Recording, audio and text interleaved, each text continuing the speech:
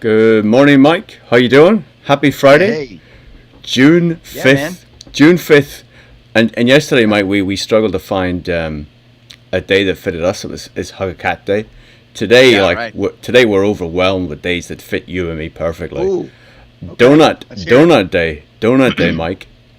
It's Every day's donut day, Steve. Sausage Roll Day. Do you know what sausage roll is? Well, no. Well, I think of a sausage roll. Uh It huh. sounds like a no. I won't say I know what that is. Pigs in a blanket. No, something No, like it's that. not. No. It's basically sausage meat wrapped in pastry, warm, heated, Yeah. beautiful, fantastic. But it's Well, hot also dog's kind of sausage meat, so it's wrapped in a pastry, which is a croissant no, of some type. So pigs in a blanket is an no. American sausage roll. But I'm Very sure it's not as different. good as what you're used to growing up. Absolutely not, man. Absolutely not.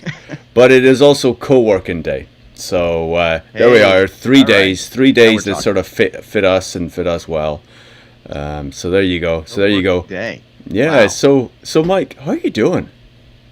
I'm good. Hi, Good. Steve. Hi. Hi. No, I'm seriously, I'm good. Yeah, yeah. I'm okay. Trying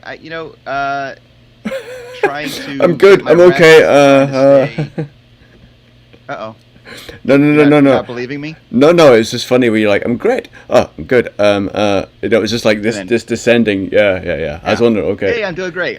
But well, isn't that the sign of the times? I mean, it it is. depends on what I'm thinking about at the moment.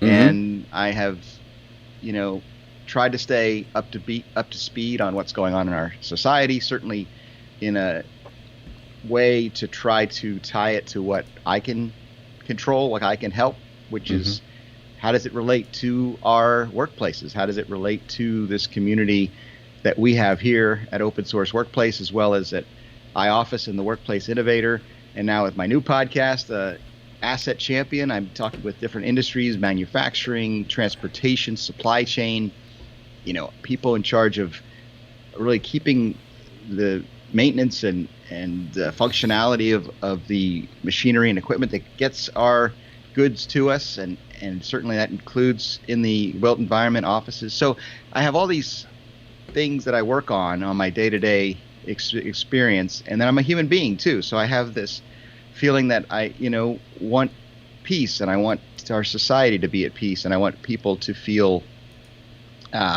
good about America. And that's certainly something that is hard these days when you turn on the news. So, but again, there are big issues being discussed in our society. But I know that's not our purpose here. So I always think, well, what can I bring to the table here? And I think that human side of things, the emotions, the fear, the anxiety that leads to certain decisions or certain thoughts or certain levels of comfort or discomfort is something that is certainly applicable to what we talk about here. And I have some thoughts about that because I think there's some universal truths, and I do want to focus on what we know to be true and not just let the emotions take control, or when it comes to the decision making around things. Leadership, truth, and managing the needs of people is what we're all about, right, Steve? Come on, Absolutely, that's what we're here to do. absolutely, We're gonna absolutely. we're And gonna do it in it's 25 minutes. no, no. You're right. It is about the management of people, right? It is about bringing those people together, and that's the whole point of a office, right? Yeah, Creating an environment, and it's one of the conversations I've been having recently. What is the purpose of the office? And yeah, we see it as desks and seats and offices and things like that. Physical equipment, but actually it's a lot more, right? It's the culture, sure. it's the brand of an organization, right? It's the safety and security where an employee feels okay to relax and think freely and exchange knowledge with colleagues. And there's a trust involved in an office place as well, that Oh, social absolutely. cohesion that all goes through, so the office is all about people. And it's something I've certainly been thinking about discussing over the last week. And I did title this one, Mike, and you didn't obviously Okay. didn't know, but we've kind of No. folded into that, which is kind of cool. So as we move towards a more flexible workplace, are there risks that we're not considering right now? And I'll, Mm. I'll sort of give you my 2 cents on where my head's coming Yeah, with please. that I got converse some with immediate that. thoughts, but Yeah, you with go. that. So It's many conversations I've been having this week. Someone highlighted something that I hadn't really contemplated. So as we move to this more, be it distributed, be it flexible, whatever word we want to put it, where we have a percentage of employees who were in the office now go to work remotely. We have a larger percentage of the office where perhaps they work part-time at home, part-time in the office. Then there's going to be that residual who always want to be in the office. When you have an environment like that, and say there are projects, there are promotions, or there are key initiatives that have been put forward or been discussed, do those people in the office actually get preferential treatment? I was actually talking with Andrew Mawson, and he actually mentioned there's a cognitive bias we have to people we see every day. It's unconscious, it's subconscious, we don't realize it, but actually we do, because we see, we connect, and we feel a closer connection to people. And It was something that was really, really, really thought about it. And then also, if those people who are remote are spending time at home, will they then move more back to being in an office because they actually feel it's more advantageous to them? It's going to be a really interesting thing, and it's something I haven't really heard discussed just now. Or recently, through the course of the week. And I understand a lot of organizations are not quite there yet, but this is something that's sort of been playing in my head as I sort of been thinking about a lot of this stuff. Yeah, no, I think it's a great point, and I wonder if Zoom and video plays a role in this. Will, in the new normalcy, the new blended office, if you want to call it that, or new flexible office that we're describing it today, that you just described and laid out so clearly, I know that Andrew Mawson's comments about that bias is based on certainly tradition and certainly the what we've experienced in large degree up to this point. I mean, how many Zoom calls were you doing prior to the pandemic? Probably some, but not a lot. You would often call into conference calls, and for me anyway, it depends on the culture of your organization and how you and your leadership handled things before, but it was beginning to change in my organization, where if I was on the phone with certain people or if I had a certain type of conversation scheduled, I would expect the cameras to be flipped on. But more often than not, if it was just a dial into a conference, about, the marketing team getting together, or, even in my volunteer work at IFMA, it was always just audio, people all on an audio line. And that was, I think, would be the norm for many people, whereas you were not seen. And what Andrew's saying is that people we see, we feel a closer connection to, and that we may not know it, but there's that built-up bias. So sure, I think that going forward, I wonder if Zoom and video conferencing becomes the norm, which I think it has. They say it takes 3 months for habits to be formed, right? So we've been doing this for 3 months now, almost, and I think there's a lot of new habits that are formed. In fact, I've had some calls in the last several weeks where normally it would be just a phone call, but by default now I just flip my camera on, and then all of a sudden others will flip their camera on. So getting into your point though, we all get back, or some of us get back to the physical workplace, others decide to stay home for whatever reasons, and the policy is there that it's a flexible choice. Maybe that's not as big a deal anymore, the seeing people, because you will see them in video. I don't know. Do you think seeing people over video is the same as seeing them in person? It's not the same, but it's certainly better than just hearing a voice on the phone every once in a while, I would think.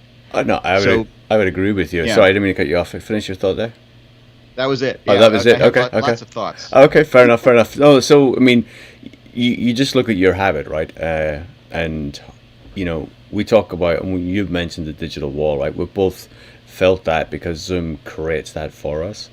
But yet, when you had the opportunity to flip on the camera, you flip on the camera. And the reason why you flip on the camera is because it's a much better conversation. It feels more personal. It feels more connected. And with that, I find it really hard to take a voice call now. I almost feel like there's a different level of connection. And I didn't feel it as much before, but today I certainly do. The other thing with that is, if you think about it, whenever we go back to whatever normal looks like, and there are people in an office, there are people working remote, there are people who are transient and moving between both, will we still use video the same way? And will we still feel that same level of connection that we do today. And I mean that with individual calls, with our immediate teams, or with the larger organizations. Today there are many CEOs who are saying they've never felt more connected to their organization. The organization has never felt so connected to their executive team. Why is that? Because they're seeing them more regularly on video calls and other forums, and sort of there is that level of engagement. So you go back to what Andrew was saying about that cognitive feeling, because you're seeing them so much more often. Executive leaders sit in a specific office and they're not often seen across those other geographies, and there's other locations Right. where this is allowing us to do that. And is there a concern that actually, as we move and migrate back to the office, that leadership time will be tied up in other activities, and those connections may be lost in some way? Oh, I see. Yeah, no, I think there's a danger of that. And certainly that, what you just described with leaderships being more accessible and more visible. And I think the culture change that has happened throughout these last few months of our quarantine life and the lockdown has certainly had its share of silver linings. And that's one of them. I think that we see that for many, they took the opportunity to really connect with their team in that way. Now, does it change? Does it go back when we return to the office? And I can see that being a problem. Not a problem, but maybe that becomes the new normal. But I hope that there's been enough positive exposure to those types of things that maybe wouldn't have happened otherwise, that will shift cultures and shift organizations in a positive way. Now, you mentioned the title of this video, and I wanted to get into this idea, and I'm not sure where I want to go with this, but I want to get your thoughts on the idea of unintended consequences, or when we change things for what we think is the better of everyone, there's a ripple effect, right? We don't often know what that's going to be until later. So what, if anything, have you thought about that we've changed, that either we've done it in crisis mode because we felt we had to and we were just forced to, and then that becomes a habit and it becomes hard to change back, or people are making decisions now about the return to office, maybe abandoning some of the principles that we know are positive for human behavior, for human productivity, things around open spaces and activity-based working and free movement within an office. Certainly some of that's going to be restricted when we head back, as it already is. We're seeing that happen. But if we all start to retreat to private offices, big barriers, and creating an office that looks a lot like the office that you and I started in, decades ago, where these positive changes through design and strategy and culture go away, the things that we've all agreed that are good for people and the well-being of people.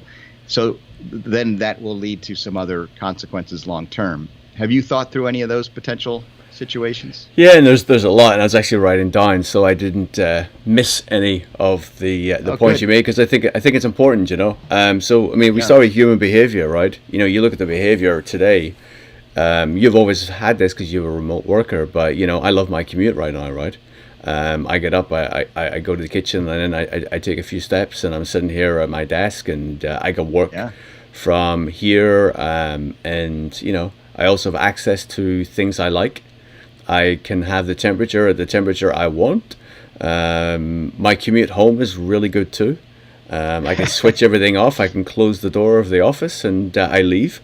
And I'm actually sitting on the couch relatively quickly. And pretty fast. Yeah, it's pretty fast, and that's a huge thing, right? And people get used to that. Also, I think people are adjusting, I think, to being on Zoom more often. I think we're adjusting. I mean, you look at your behavior when someone calls you. No, it's on Zoom. Let's get on Zoom, right?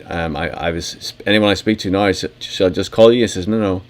set up a Zoom call unless they're driving or something, or it's fair enough. I understand you don't want to be on Zoom when you're driving. I get that, but more often than not, it is let's set up a Zoom call or a Teams call or whatever it is. So in essence, there is a lot of face-to-face interaction. I think human behavior has changed dramatically. What we don't know though is when things go back to whatever normal looks like. No matter how we perceive or think our human behavior will be, it'll be different, right? We don't know. There'll be other perspectives that get presented to us. There'll be other lenses that we'll be looking through. There'll be other activities and benefits that we see. However, organizations and offices specifically need to entice and look more attractive to go to than the home office. And is there a reason for that commute? Is there a reason that, or what benefit do I get to actually go and sit on the train and commute for 90 minutes? Why is that going to help me do my job better? Am I going to contribute more? Am I going to be seeing my team and get more interactive with that? Is that the enticement, right? And I think that's the human behavior. We don't know what that looks like just yet. But it is an important thing. Human behavior will always adapt. We're so adaptable, and it's going to be interesting.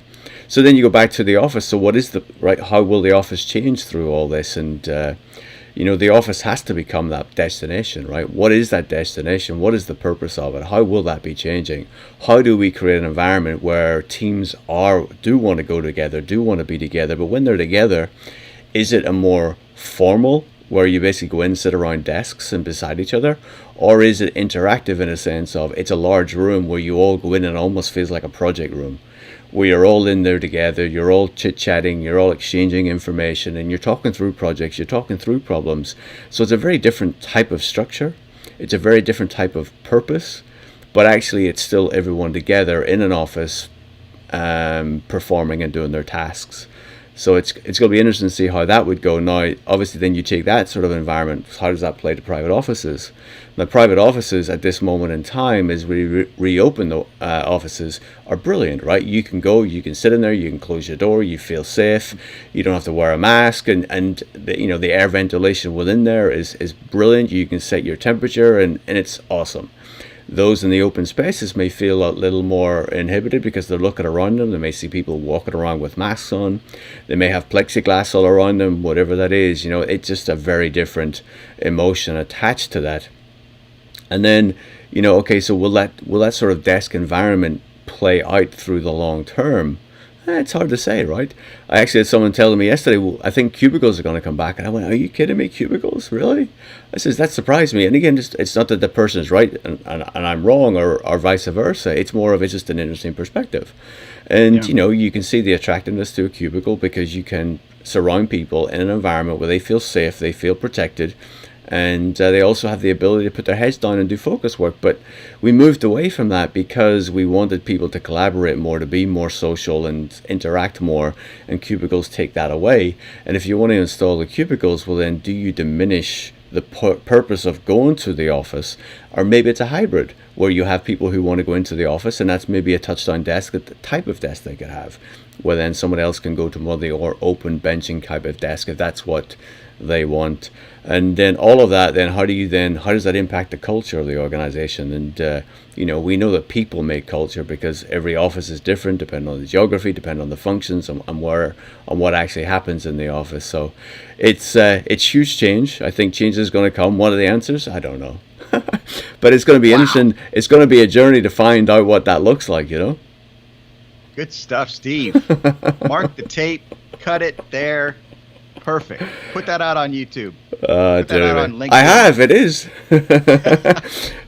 But again, that's just my 2 cents on sort of just what I noted down, because it's a really important question. Other people will absolutely think differently, and if you do, please tell me. Reach out to me. Reach out to the channel. This is just one person's opinion, and I'm open, and I want people to challenge the opinion, because as you know, Mike, the more people that challenge the opinions, then the more informed we all become, and then we create a more informed opinion. So I'm happy to hear people who think differently.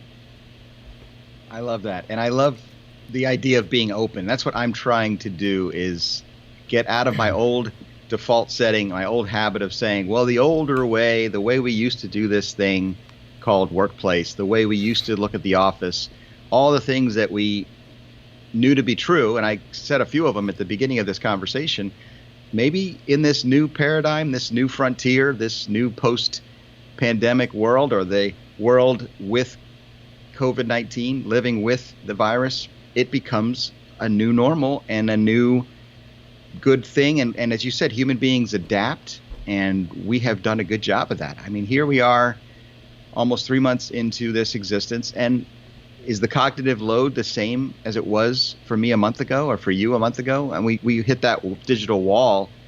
I don't think it's going to happen again for me, because I've learned not that it's not going to be stressful, and not that there's going to be times of digital overload or too much Zoom, but I've learned that when I see those signs, I need to pull back. I need to change course. I need to take a break. I need to get my sleep. I need to go out and get some exercise, get some fresh air.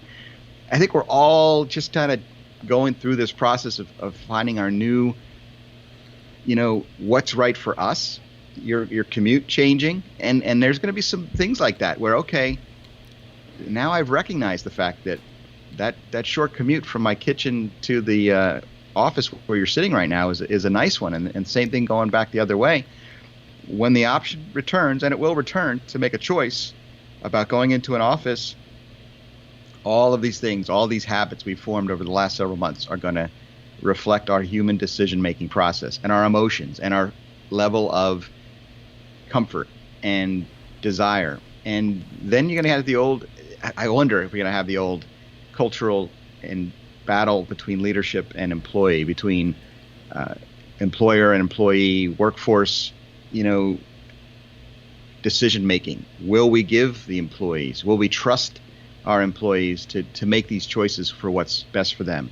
And many more organizations, I hope, will do that. I hope they'll see what they've learned here during this period of time and say, yeah, I can trust my people to do it, or I can trust many of my people to make the right choice, and we'll thrive as an organization because of it. So we don't know. It's all. Yeah. I'm open to seeing what happens, and I'm open to seeing what the new normal is, and that. Some of my old concepts of what I think is necessary for collaboration, for innovation, may not be necessary. Maybe we will find this new way to function effectively and productively, and we all will prosper because of it. I hope so. No, I hope so too. And I think you made an important point about the employer's perspective. Many employers have had their eyes open because their employees are so engaged. The employees are being productive. And the only uncertainty lies in, well, what happens post-lockdown? Will that same level of productivity and engagement take place when there are other things pushing and pulling, right? And the other side, but then I also then go, well, okay, there are many employees who are, working with roommates, who have family, who are homeschooling, and who are doing multiple other things. I mean, I don't know about you, but making lunch is an ordeal for me. I used to be able to go out and just buy it, pick it up, and or even have it delivered. But actually, it's taking the time to think of, what do I want to eat? Oh, that's going to take me 20 minutes to make. Oh, maybe I don't want that. There's a lot of those things that we go through that when we do live at home, and sort of, it'll be really interesting that I think that's the unknown now. How will productivity and engagement persist, or will it change once everything opens, kids are back to school, and things go through? But I still think there is concern from employees, but I think managers and also employees who are like, I wonder what it will be like, and it's going to be tested through the summer months, as it's nice outside, and maybe calls lighten up somewhat, but I don't know. Do you think your habits have changed? Like, the lunch is a question that brought this to mind, because I had my haircut done earlier this week. Oh, I know, Mike. Normally, I know. We have that documented very well. Yeah. But my point was going to be that I did it.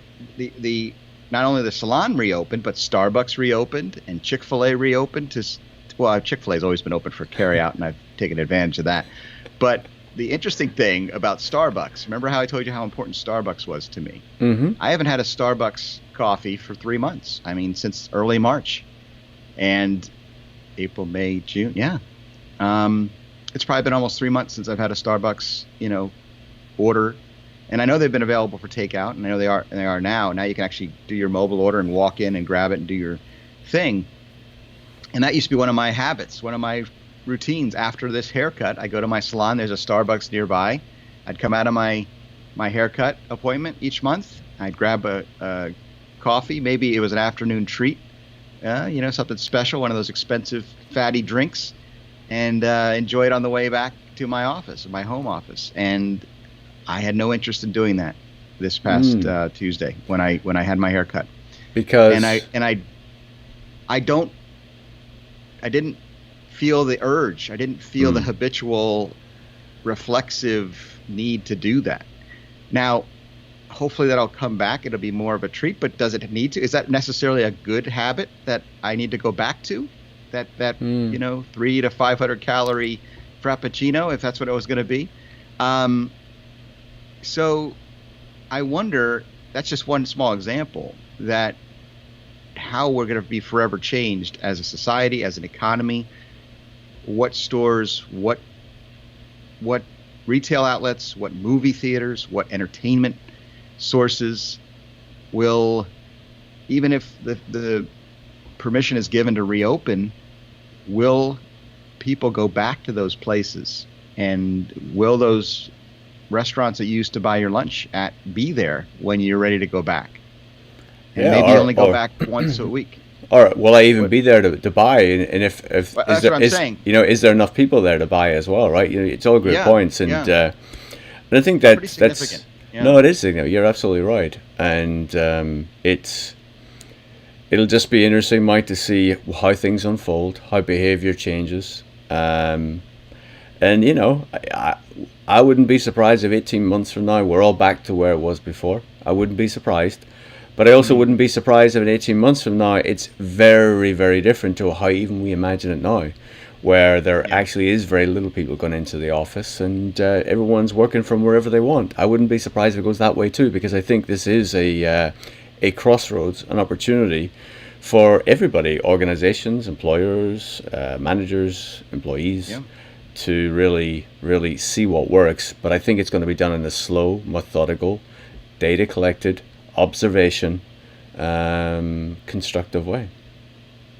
Well, the good news, Steve, is you and I have a front row seat for this adventure, this journey into the future. And will we still be doing OSW Daily 18 months from now? Hey, who knows? 2 years from now? Who knows?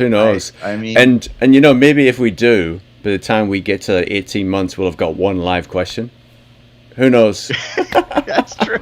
Any comments? Check the comments. No. Actually, I should actually put in the title. Please, as a title for the show. Please give us one comment. We're still waiting 3 months later or something. Waiting for our first comment. Come on, you're being too hard on yourself. You're being too hard on us. We've gotten a lot of great interaction. No, we have. Those who watch these videos and have expressed it. But it is funny. We did envision. Hey, maybe we'll have a live stream. Yeah. We'll have all kinds of internet.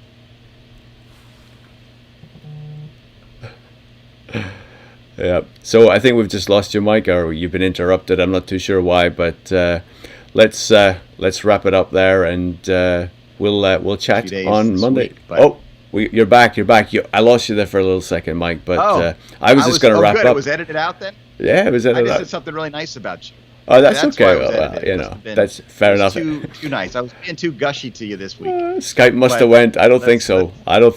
So anyway, there we go. All right, man. Have a great weekend. Great chatting with you as always, Mike, and have a great day. You too. Cheers, mate. Bye.